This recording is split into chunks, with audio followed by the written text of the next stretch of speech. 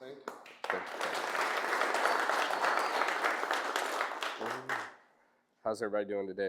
Good. Can you hear me good? Oh, yeah. So, this is my first time speaking in front of anybody. So, this is kind of nerve wracking for me right now. Yeah. I'm 23 years old. I'm from Robinson County, North Carolina. I'm sure some of y'all know where Robinson County is at. Not the nicest place to grow up in. And about 10, 15 years ago, we moved down to Wilmington, North Carolina, and that's when I started saltwater fishing. So, with that being said, um, growing up on the pier kept me out of trouble because I'm sure some of y'all know how kids can be these days. It's a wild world for us to be growing up in right now. And being on the pier, it kept me out of trouble for the past 10 to 15 years, and it has put me in positions like I'm in today. So, a lot of the time being on the pier, it's a very diverse group of people. Um, and being out there, seeing all these different people from all over the world, fishing all the different piers up and down the coast, the East Coast, the Panhandle of Florida, all over the place, we run into people that have different mindsets than some of us have. So, for instance, how many people saltwater fish here? Right? You ever caught a lizard fish? Right? Everybody hates them, right? It's stupid fish. Not really stupid fish because everything is sacred, right? That is still a fish. It's an ongoing joke that we have with the family. I told it to Horace when we were on the phone one night. A lizard fish is just a hot dog flounder, just rolled up. Everybody hates them. You'll go on the pier, guys will catch them, bang their head against the rail, throw them back, kill them. It's a hot dog flounder. They got the same skin, the same teeth, the same mouth. They sit on the bottom. They got the same meat on the inside. It's just a rolled up flounder, right? So another instance that I was involved in, I was way, way down on Juno Beach Pier in Florida. And there were some ladies from the islands down south. I don't know what islands they were from, but they were catching alewives, which is a saltwater bait fish. And they were eating them up, putting them in their 5-gallon bucket, taking them to the house. I believe they were making fish patties out of them. And everybody on the pier was talking smack, that's disgusting. Why are they eating that? Why are they eating that? So I went on my own accord and I went with them and I ended up putting all my big gear up, trying to catch king mackerel and tarpon. And I got my sabiki out and I went and fished with those ladies and helped them fill up their buckets for that day. And sometimes you have to lead by example and change things. And that's one thing that we've been working on in Wrightsville Beach was where I fished, which is in Wilmington, North Carolina, changing things that people are set in their ways. Like I said, with the lizard fish, people bang their head on the rail, throw them over. It's a flounder. There's no reason to be doing that. I don't have a lot of cool stories like everybody else that has spoke today, so I might ramble a little bit here and there. But one question I wanted to ask, and I know some of our law enforcement people are going to understand this, how many of you have a bug out bag in your vehicle? Right, I wish I seen some more hands. I wish I seen some more hands in today's world. Okay, so how many people have fishing gear in their vehicle at all times? Okay, I wish I seen more hands. A spool of line, a weight, a hook, it doesn't matter. I keep whole rods in the car. You see me somewhere, I got 2 in the back of the truck right now. We could all go fish and catch fish right now. With that being said, the way the world is going nowadays, there are some things that you need to learn and keep with you in your vehicle at all times, such as a bug out bag, everyday carry stuff, fishing stuff. Um, let's see here. Fish gouge hooks. I have 3 examples I'm gonna pass out. I made these 2 nights ago, sitting on the back porch with a Gerber folding knife. Not super fancy like these guys are. These are made out of deer bone. So I'm gonna bring these out for you guys, just pass them on back. And go that way.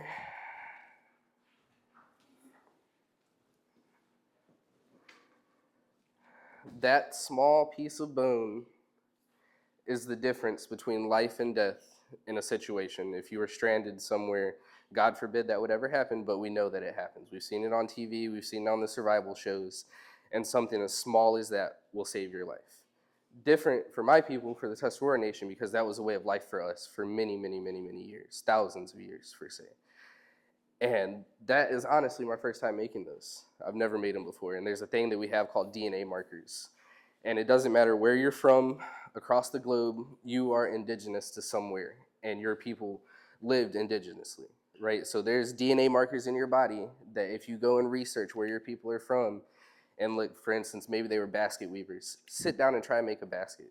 and see how easy it is for you to do that because it is in your DNA markers. So, fish gouge hooks. The ones I'm passing out are made from deer bones. The ones on the slide look like they are made out of wood. All kinds of different things. They even make them out of stone as well. So those we would use, and we would take our bait, we would wrap it around, for instance, like you'd take a mullet, and you would take that mullet, you would wrap it around its flesh onto that gouge hook, and you'd get it streamlined, going parallel, right? You would put it into the water with one of these stone weights that you see they just carve grooves or put holes in with a stone drill. And when that fish swallows it, he's swallowing it straight into his gullet. When he goes to pull away, it turns sideways, and then he's hooked. They're not getting off of that at all. Let's see. Pole spears. I also made a pole spear that I will bring down for everybody to have a look at. This is made out of black willow. It is wrapped with black willow bark and then sealed with pine resin. So this is something that we would have fished with way, way back in the day. And it's also something that, like I said, if you get in a situation, you might need to use it again.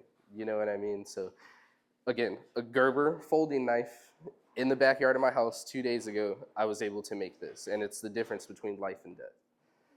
I'm going to go and send this back down this way so y'all can see that.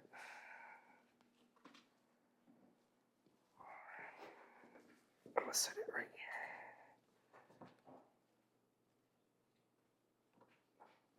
All right.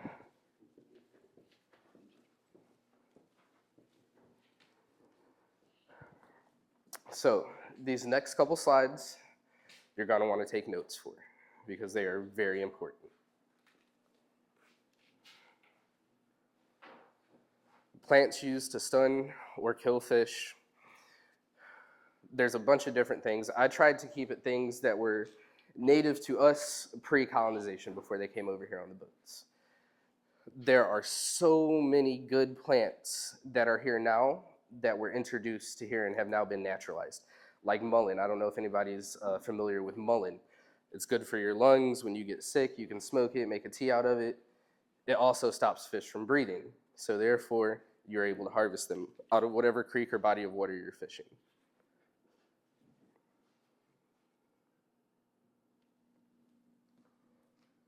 So everybody got that? How do you use the plant? We're going to get to that. Yeah. Black walnut.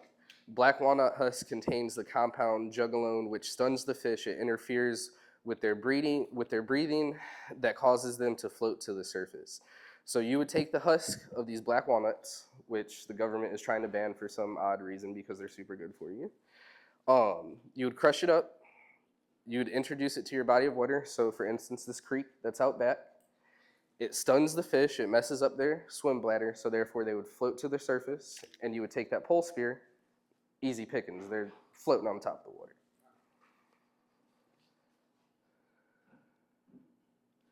Goat's rue. So this is a natural plant that is here in North Carolina and I think most of the eastern part of the states.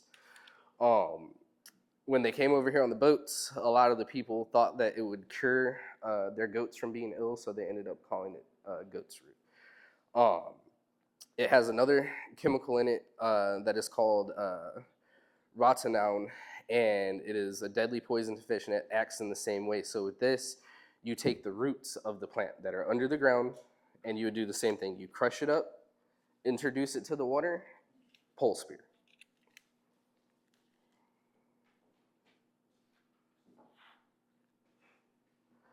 Wild cucumber. You cannot eat these. They are poisonous. I think I put that big enough for everybody to see, right?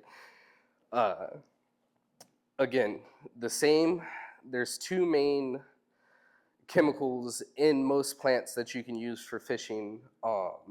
One is the, let's see, go back, the rotenone, and then there's another, that word right there, I don't even know how to pronounce that. Let's see. Ascullen, I believe is how you pronounce that. Sorry. So, same thing with the wild cucumber. You crush the roots up, introduce it to your body of water, pole spear. Very, very simple. Yellow buckeye also contains one of those chemicals. You take the stem from this plant. Each one is different. So before with the black walnut, it was the husk. The one before this was the root. This is the stem. I'm sure you could take the whole plant if you were in a hurry and just crush it up and be able to use it, and it would work the same. And this grows everywhere around here. We could probably walk down the road on the way out of here and find this plant growing. Everybody got that? Fish wares. So a fish ware is a dam that is usually made out of stone or wood. And with the plants that I've shown you and that pole spear, they work in unison. You can use the pole spear and the plants by themselves and it'll work. But the key to the whole shebang is the dam. So for instance, this creek that is behind us, we would go to the shallowest parts of it. We would make one of these on each side that you wanted to fish on, probably about 80 yards wide, and you would dam it on each side. Then you would introduce your plants that you're using into that body of water, and then you wait for them to float to the surface, and you get them with a pole spear or some sort of bow, a rock if you would have to, right? Or you can just walk out there and grab them because the stuff is pretty powerful. Let's see. A huge thank you to everyone that is here. I know that was kind of short and sweet, but take those notes. Yes, sir. How long would it, if you use one of these substances to a body of water, how long would it last? Usually upwards of an hour, depending on how much you put into the water and what type of plant it is. Yes, sir. So how, I said you have holes in your car. So Yeah. do you still practice any of that? Yes, absolutely. Like, where's Mr. Cam sitting back there in the back? He trains every day. I'm sure of it. So I train every day. You know what I mean? Not the same thing, but when it comes to that type of stuff, I'm always in the yard making shelters, making bows, pole spears, anything that I can to know that if I'm with my little girl or my girlfriend or my mother and something happens, we're okay. Rather than sitting here and being like, okay, what are we going to do now? Like, there's nobody that you can call. We're in the middle of nowhere, but we're going to be all right, and we're still going to be able to eat. So, yes, sir.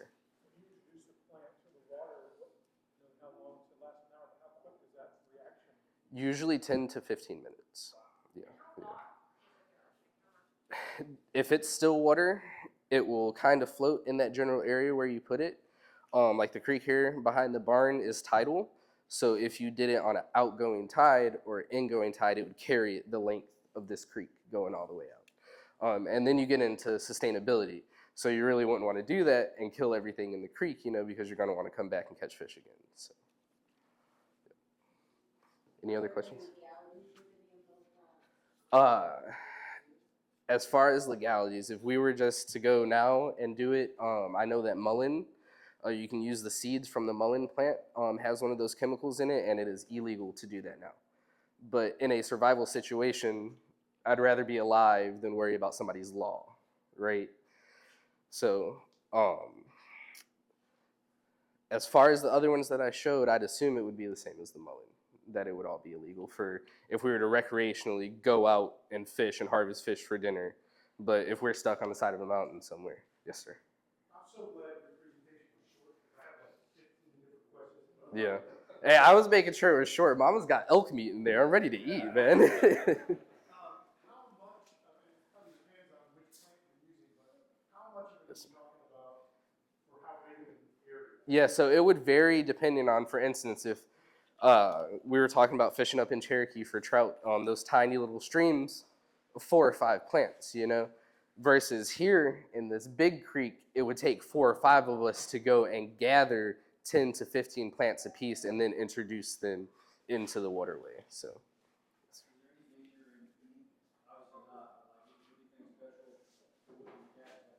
No, sir. Nope. They are completely fine to eat. All it does is It basically removes their ability to absorb oxygen into their body, and it makes them float to the surface. So are they actually consuming the plant, or are they, or is it the, scent of the plant? It's the oils, The oil. the oils that are in the plant. And you said one of those plants you can actually smoke, is good for you? Mullein, yes. Mullein is not native to here. It was introduced in the early 1800s. And it is a powerhouse of a plant. Mama's favorite thing. She makes sweet tea out of it. I love my sweet tea. Yeah. Oh, yeah. Y'all can pass that on around. That's ground mullein. What's the effects of smoking? Nothing. Nothing. Does not have caffeine, but the effect of smoking it is it would reach deep down into your lungs, and whatever nasty gunk is down in there in the bottom, it's going to work as the effect of pulling it out. The same way as using it in a tea, that's what it does. It's going to pull mucus from anywhere in your body and pull it out. But if you have a specific respiratory issue going on, mullein and rabbit tobacco you would use to smoke it together, and it would help you cough all that gunk out. Did any of your family question during COVID, did any of your family like it have, obviously that was like respiratory was a big part of that. Yeah, none of us had COVID. Where's the fire cider, Mama? During COVID, we use a lot of, the natural medicines like he's showing. We make fire cider every year, which will explain that as well. Always remember that food is medicine. Crack that open and smell it. My cousin's husband had COVID a couple of years ago, and he was real bad off sick, wouldn't get up out the couch. He drank a small mason jar size of fire cider, napped for about 12 hours, woke up, retook the COVID test, and was absolutely fine. That is something we swear by. I don't take medicine out of the store. Fire cider and mullein and elderberry syrup. Yeah, it's strong. That's Mama's secret recipe. Yeah. She mostly citrus stuff, a few vegetables, horseradish, stuff like that. I'm sorry, what was the question? What is in your fire cider? Sorry. Fire cider is made it's based off of with apple cider vinegar. Then you're gonna have citrus, oranges. I put lemons in it. It has rosemary in it. You use jalapeno peppers, a bunch of garlic. Sometimes I throw a couple habaneros in there as well. And so you put it all in a jar, chop it up, and let it sit for like about 6 weeks, and then strain it off. And then you can take it daily as an immune builder. And then you can also, if you're sick, increase it. Like, a cold usually lasts 7 to 10 days. As soon as I feel the symptoms of it, I'll start taking the fire cider 3 times a day, and a couple days later, I'm better. One of the chiefs from our tribe, he's a silly man. He's Bear Clan, and big guy. I'll give him 12 ounces of it, and he chugs it all at one time. And I'm like, okay, Haas, you go ahead. But he has the effects that he needs by doing it his way. So everybody's way is different. Okay, yesterday, you and I were walking out back and we were looking at the Dolphin Holly. Really only grows here. Yeah. Can you tell me about the medicinal Did you know the Yopon? I'm gonna look up real quick for the Yopon because that's one I'm just getting familiar with. But that is a huge medicine. Yopon tea is, and it is growing all wild out there. Horace showed me yesterday. There was just tons of it, and we called it back in the day. We called it black drink. We still call it black drink today, and we use it for ceremonial purposes as well. But Yopon tea. Let's see here. Walking is looking it up. I can always add a story of Washington without like You want to? doing my own. You can do it. When colonists first started coming to the U.S., they found out that Where do you want it? Tuscarora were drinking this tea made from the olive plant. And so, you guys know that the taxes on tea were the biggest way that, England would make its money on the colonists. So when they found out that the colonists were drinking this tea that they were getting from Tuscarora, they made the olive tree illegal. It was illegal to drink tea from the olive tree because that was better than the tea that was coming from England. Because it's actually one of the only teas here that's in the United States that is a caffeinated tea. Yopon Holly is you can use it to replace coffee. So it contains compounds like theobromine, which may contribute to focus and mood enhancement. It is good option for people that are sensitive to caffeine because it's not as strong as like what caffeine in coffee would be. So it's good for energy and focus. It's an antioxidant, anti-inflammatory, mood enhancement, and it has no oxalates. So oxalates that are found in some teas cause people to have the kidney stones and things like that. So drinking the Yopon tea, because green tea, was it green tea or the black tea that gives you the kidney stones? Green leaf tea. Green leaf tea causes people that are prone to kidney problems to have kidney stones. So you can replace it with the Yopon. Thank you, sweetie. Thank you.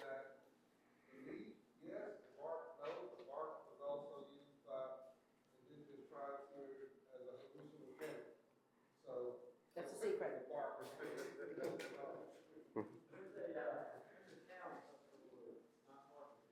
Over by Goldsboro. Yeah. Chief, do you know what you're speaking about?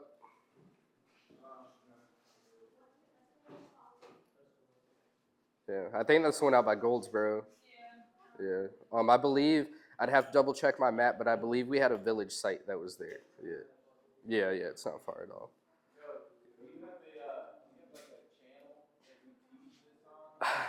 I not yet. We're starting one. We have a class that we call Decolonize that we do in Wilmington. Once on a Friday every month or something like that.